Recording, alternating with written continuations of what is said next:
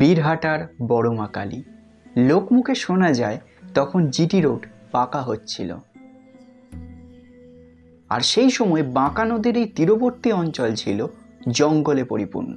আর ওই অঞ্চলেই একটা বেদির সন্ধান পাওয়া যায় যখন সেখানে রাস্তা নির্মাণের কাজ চলছিল।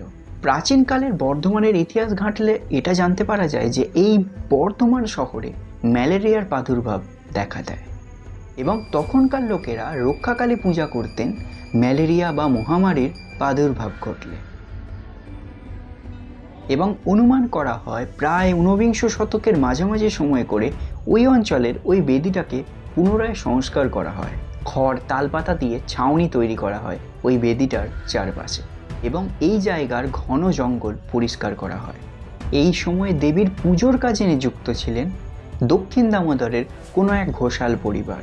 বংশগোপাল নন্দের অর্থ অনুকূল্যে স্বর্গীয় উপেন্দ্রনাথ মহাশয়ের আন্তরিক প্রচেষ্টায় কালক্রমে এই তালপাতা ও বাঁশের ছাউনি পরিবর্তিত হয় পাকা ঘরে। তখন থেকেই বড় মা কালীর প্রতি অমাবস্যায় পুজো শুরু হয়। বীরহাটার বড় মা কালীর সঠিক ইতিহাস না জানা গেলেও এটা শোনা যায় যে এই বিরাট প্রতিমাটি প্রতিষ্ঠা করেছিলেন বর্ধমানের রাজা। ডাকাতে কালী নামে অনেকে এই বড় মা কালীকে অভিহিত করে থাকেন, তবে বর্ধমানবাসীর কাছে তিনি বড় মা নামেই পরিচিত। কেমন লাগলো আজকের এই ভিডিওটা নিচে কমেন্ট সেকশনে অবশ্যই জানাবেন।